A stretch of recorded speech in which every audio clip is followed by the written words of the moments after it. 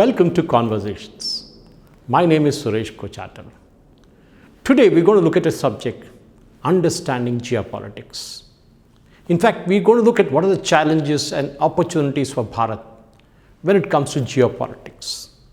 Remember that old saying, no man is an island. Well, I don't want to demean women, it also means women, which basically means that we are dependent on each other as individuals or nations. We cannot just wish away and say we will be separate. Maybe if you are a North Korea, you can do that, but not when you are Bharat. What happens in one part of the world has an impact on us as a nation, as an individual. How can we foresee, react, and overcome that issue will determine if you are willing or if you are losing a battle. So, are we winning or losing a battle of narratives? Today, it's all about a battle of narratives. So, let's look at a few options that we have on the table today. And that, ladies and gentlemen, will give you an idea about where we stand in terms of the geopolitics, flashpoints. The Russia-Ukraine war. We know what's happening out there. The oil prices have got impacted, sunflower, grain exports, minerals, you have it. Everything has got messed up. Of course, we have tried to go our own way within that. The question is, what should we do? Should we stay away or should we be proactive in the entire thing? Prime Minister Modi has shown that you can be proactive, yet maintaining that distance between two nations. We, of course, did buy the Russian oil, which created a huge controversy at a deep discount, despite the US sanctions that were going on against Russia. Of course, we also did a few high sea trades, but then nobody speaks about that much. That is most important. And as Dr. Jaishankar, our foreign minister, had said a few times, he said, we don't tell our people to go and buy Russian oil. We tell our people to go and buy oil at the best possible price. Simple as that. That, ladies and gentlemen, tells how India has changed over the years, especially over the last 10 years in diplomacy. If US or Europe has a problem with what we do, sorry, so be it. That's all we can tell them. Because at the end of the day, what suits us, we will do it. What helps our citizens, we will do that. Remember at one time when the fighting was at its peak, India negotiated with Ukraine to stop the fighting for a few hours to get our students out, the Indian students out from Ukraine. That is important, and Ukraine agreed to do that. That shows how seriously we are taken in the world of diplomacy. Of course, we did find alternative sources for the supply of sunflower oil, which Ukraine produces to a large extent. The prices had gone up initially, but then they came down once we found alternative sources. The next one, the favorite, Israel versus Hamas versus Hezbollah versus Houthis versus Iran, and that's it. Where all of them are fighting with each other, Israel seems to have an upper hand as of now, but the war doesn't seem to be stopping.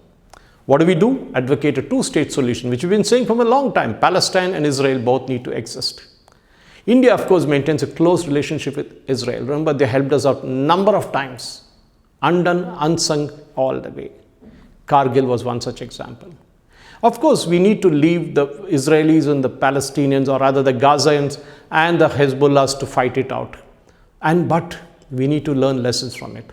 How Israel succeeded, where it failed, where Hezbollah got it back, and where Hamas got really butchered. Now, also, we are now playing the role of a big brother to protect the merchant vessels in the Red Sea and the Indian Ocean after being hit by the Houthi missiles. And of course, the Somalian pirates, the old ones. 60 vessels have been hit by the Houthis in the last 6 months, and Indian Navy has responded to most of them, especially when the vehicles were on fire or were not in command. That shows how our Indian Navy has grown from just being around the Indian subcontinent to even moving to West Asia. Of course, we need to dominate the Indian Ocean region, show that we are a strong nation. The Chinese need to know that, because they are trying to do just that. They are trying to say Indian Ocean is ours, South China Sea is ours. Sorry, it doesn't work that way. Next, Iran versus US versus NATO. Dealing with Iran, which is facing US sanctions, is a big thing. We are seeing that in a big way. The US doesn't want anybody to trade with Iran, just like they're doing with Russia. But we bought oil from Iran in rupees and even did some high sea trades. Of course, we did the Shabar port deal with them. The US is naturally upset. Definitely, we need to keep our close ties with Iranian regime to keep the Pakistanis under check. Remember the Shia-Sunni battle? That's exactly the point.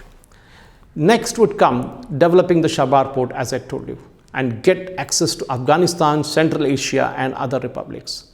That's extremely important. We're going to bypass Pakistan and get directly to Afghanistan and other places. And of course, the Taliban is very friendly with us right now. Next, it keeps Pakistan in check, because the concept is your enemy's enemy is my friend, and so be it. So that's why we need to keep very close ties with Iran. China versus US, that's more of an economic battle than a political. Yes, Taiwan is an issue. North Korea is another issue. And supporting Russia in this fight against Ukraine, which China is doing, is another issue. This is the big one. This is the elephant in the room. US wants India to keep China under check. Yes, it wants, because it knows that the only nation that can counter China in this particular geography is India. Because India is a big military power and of course has a very strong democratic system. Something that China does not have. China has an army but doesn't have a democracy. We have a problem with China at our borders, both in Arunachal Pradesh and Ladakh. We are sorting it out in our own way. Rahul Gandhi keeps saying, but remember his great-grandfather gave away 43,000 square kilometers to China, what's now called Aksai Chain. Our balance of trade is still with China, something that we can't wish away overnight. It takes time for us to get out of all that and try and arrive at a balance. That will take time. Manufacturing sector is another sector where we need China's help, especially in the mobile phone technology. And now the government of India is starting to issue visas for Chinese technicians under pressure from the Indian mobile phone manufacturers. That is something to be expected. But remember, China's economy is tottering.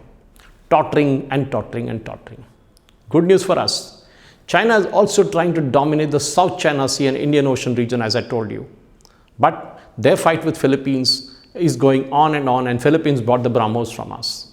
Good news for us, but we need to be also very active in the Bay of Bengal, in the Arabian Sea, and of course, the Indian Ocean.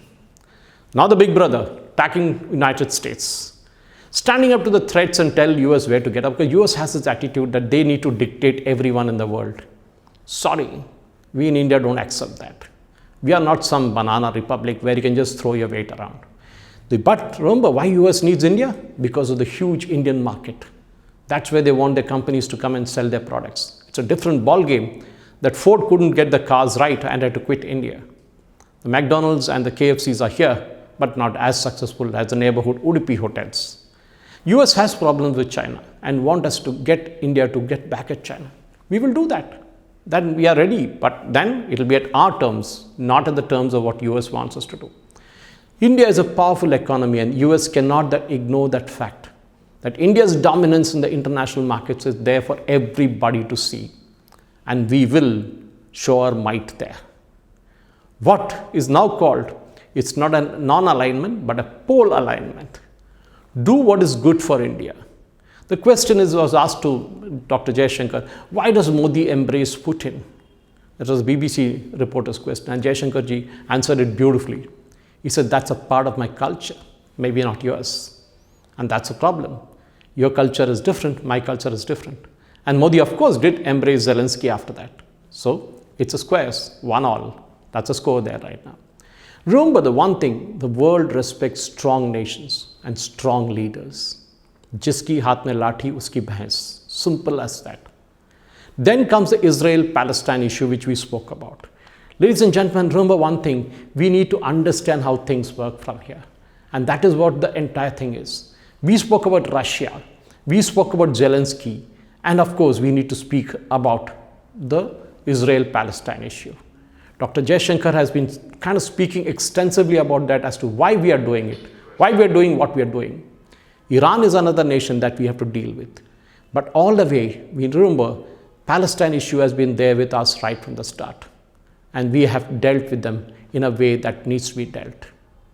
China is another issue. And of course, as we spoke, US is a bigger issue than that.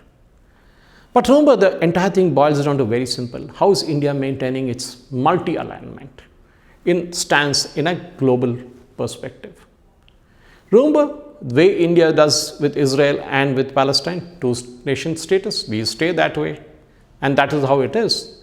We need to maintain our distance, yet keep our influence going. That is the most important thing. Because end of the day, we need to maintain the long-standing support that we are getting from Israel and giving to Israel too. We did supply our weapons during this conflict, but that was confidential till one of the ships got caught somewhere, but then was released. But let us look at more issues that are coming by the way. Where are we going and what are we doing in this?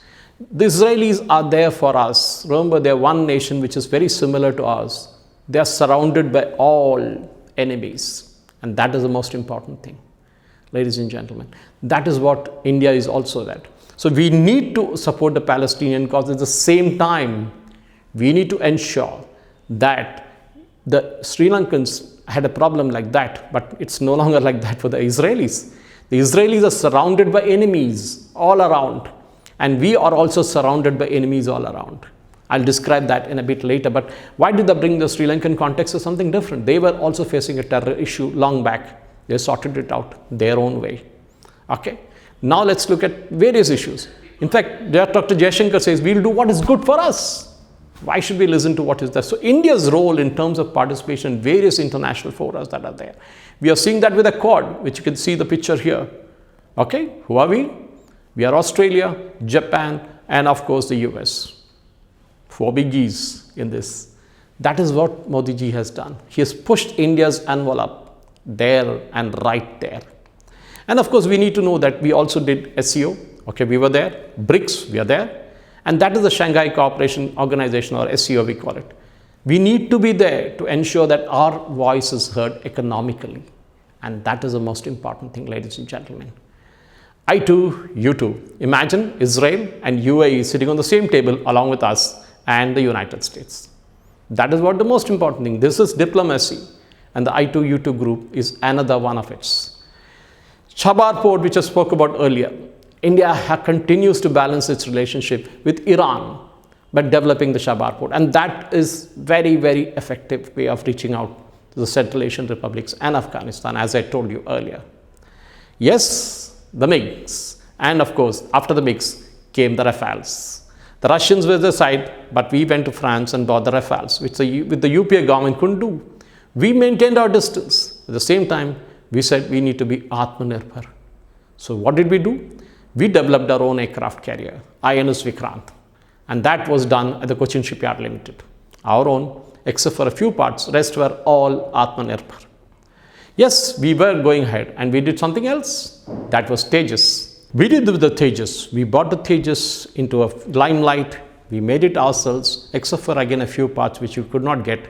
But Tejas was off the ground. Now it's running, up and running there. Squadrons out there. We're trying to even sell it abroad. Next, ladies and gentlemen, the International Solar Alliance. Another place where India got 100 nations together to do something that was thought to be impossible. Okay? And next, what did we do? The Chandrayaan mission, we even got into the US bucket. We confirmed with them, we went to NASA, and of course we worked with the Deep Space Network. And that, ladies and gentlemen, is extremely important. And that is what we need to learn. We need to understand that our clout works, and how we make it work is extremely important. The Artemis Accords, we signed that, number of nations are there on board, and we are also there. And along the way, we decided that we would also go with Gaganyaan. And that is where our astronauts are raring to go. Okay, and that's where they will be soon. Of course, during the COVID, we saw what we did. We gave vaccines to every other country. Even when China wanted it, nobody wanted it. But when we gave, everybody took it from us. And that's the most important thing, ladies and gentlemen. Of course, we need to look at our neighborhood, and let us look at Bangladesh. Okay, there is a huge issue out there. We know what's happening. Maldives, they didn't want India. Now they want India. Sri Lanka, okay, out of economic crisis thanks to India. Nepal, still here or there. Pakistan is in a mess, leave it at that. They're fighting their own battle. Myanmar having a huge terror issue. And of course, Philippines, we know, depends on us to a large extent to fight the Chinese. Now let's look at Bangladesh. How do we deal with Bangladesh? One, diplomatically. Second, militarily. That is not to invade the country, but keep the pressure on, especially at the borders. Reduce the number of visas. Of course, we will also ensure that their trade is impacted in a big way so that they depend on us. Jamaat-e-Islami Bangladesh should not take us for granted, nor will the Nobel Prize winner say that we will do what we want. because that's most important thing. Bangladesh cannot become another Pakistan. They were East Pakistan till 1971, but we won't allow them to become another Pakistan. We don't want a terrorist nation next to us on the eastern side. We are already having enough problems on the western side. Sri Lanka, we helped them out. They had a huge issue with their economic crisis. They acknowledged it, that's the best part, and they've come out of it. Pakistan did not. That is the difference, ladies and gentlemen. Maldives, they said India out campaign. Muizu was all over it. They won, and finally they realized they need to pay India almost $50 billion in 2 tranches. That is 50 plus 50 to State Bank of India, because we did many projects with them. And those projects were funded by our banks. And today, Muizu doesn't have the money to pay back. So he asked us to roll it over. We rolled it over. 28 islands were connected for drinking water and sanitation by the Indian government under a 900 crore project. That is just one. There are many other things that we're doing in terms of connectivity across Maldives. Finally, President Muizu realized that India is a partner and he better deal with us. Because when he went to the Chinese and asked for the money, they said Exim Bank, 8% interest, take it or leave it. And that didn't work out. So he came to us and we helped him out. That's exactly the point. Even Dr. Jaishankar was asked numerous times these questions in different press conferences. We will play that video for you, in fact, during this conversation. We are friendly with Taliban today, more friendly than Pakistan. Pakistan has an issue at hand when we saw the Baloch attacks that happened just a couple of days ago. So Taliban is on our side. Pakistan has to deal with Tehreek-e-Taliban. Let us be practical. We need to deal with nations as they are and to our advantage. For example, Bhutan. Our army has been there from 62 training them, and for a large extent we have been helping them with their defense. A lot of things are unsaid in Bhutan. We don't really talk about it openly, but we need to counter the Chinese. Another list here, this list of countries that Prime Minister Modi has traveled. Why did he travel there? He traveled there because many countries, Poland for example, after 40 plus years, remember, no Indian PM went to Palestine of all the places. Indira Gandhi didn't go, nor did Rajiv Gandhi. All these people were big supporters of Palestine. Modi ji went in 2018. Before that, he went to Israel in 2017. Poland now. Nobody went to UAE, a nation that is just there 4 hours away. After 34 years, there was an Indian Prime Minister who landed up there. Imagine that. This is the state which our country was till 2014. Today, our diplomacy is on a strong track. If it is look east policy, there is also a look Europe policy. But definitely India is playing its cards in the right way. We have a very good foreign minister and of course supported by a very able Prime Minister, Narendra Modi ji. And that, ladies and gentlemen, is a lesson in it. Remember, we are fighting the China, or we are fighting Pakistan, or we are fighting another country like Maldives. We're not exactly fighting, but we are with them actually. But the point is, we need to diplomatically ensure that we stay strong, because the world respects only the strong nations. And that, ladies and gentlemen, is extremely important, because economy is economy. It's all about money. 3 trillion, we are going to be the 3rd largest economy soon. Yes, we will be. Maybe 3-5 years, we will be there. But then the world respects you, because you have the money, and money talks. Ladies and gentlemen, remember this. We need to stay strong, because the world respects only the strong countries. That is what is the most important thing. Thanks for watching. Jai Hind.